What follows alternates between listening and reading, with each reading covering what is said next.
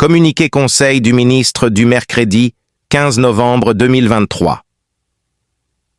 Le Conseil des ministres s'est réuni en session ordinaire le mercredi 15 novembre 2023 dans sa salle de délibération au palais de Koulouba sous la présidence du colonel Assimi Gota, président de la transition, chef de l'État.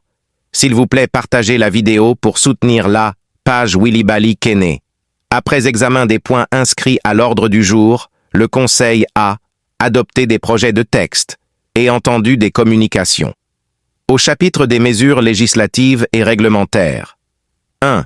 Sur le rapport du ministre des Transports et des Infrastructures, le Conseil des ministres a adopté un projet de décret portant modification du décret Indigo 2015-0256 PRM du 02 avril 2005 instituant l'audit de sécurité routière.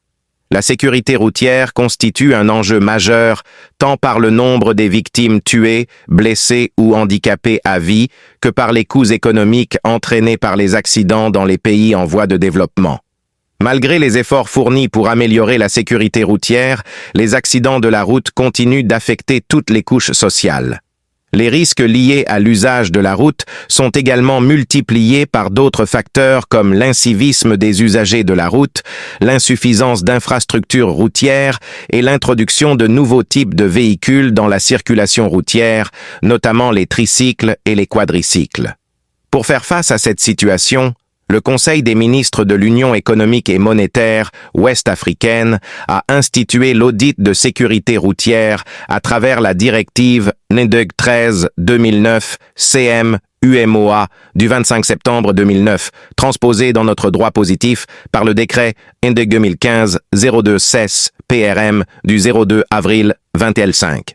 L'audit de sécurité routière est une analyse approfondie formelle d'une infrastructure routière existante ou en projet, de services de transport existants ou en projet, ou de toute autre disposition existante ou en projet pouvant avoir une incidence sur la sécurité des usagers de la route. I1 consiste en une démarche préventive de détection des usagers de la route, a été prise en compte dans les différentes étapes de la conception et de la réalisation des infrastructures de transport et de tout autre projet ou programme pouvant avoir une incidence sur la sécurité des usagers sur une route. À l'application, des insuffisances ont été relevées dans la mise en œuvre du décret du 02 avril 2005 concernant les conditions de délivrance et de retrait de l'agrément d'auditeur en sécurité routière. Le projet de décret adopté vise à corriger ces insuffisances.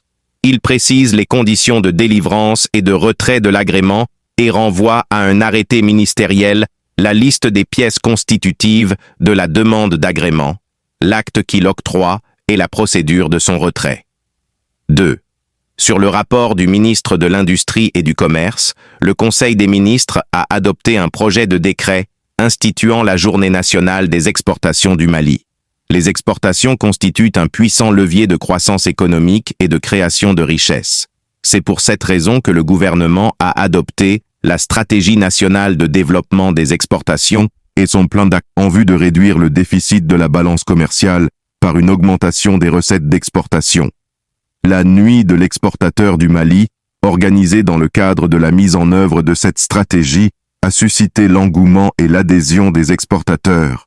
Aussi, pour créer un cadre d'échange d'expériences et d'opportunités entre les entreprises et permettre l'établissement de partenariats orientés vers la conquête des marchés extérieurs, le gouvernement, sur instruction du président de la transition, chef de l'État, a décidé de pérenniser cette initiative à travers l'institution d'une journée dédiée aux exportations. Le présent projet de décret est adopté dans ce cadre. Il institue la Journée nationale des exportations du Mali, qui sera célébrée le 07 décembre de chaque année. Cette journée servira de cadre de dialogue entre l'État et les entreprises tournées vers l'exportation pour débattre des difficultés rencontrées, les propositions de solutions et les perspectives. Elle permettra aussi d'entreprendre des actions correctives dans le cadre du réajustement du plan d'action de la Stratégie nationale de développement des exportations. Au chapitre des communications. 1. Le ministre de l'Entrepreneuriat national, de l'Emploi et de la formation professionnelle a informé le Conseil de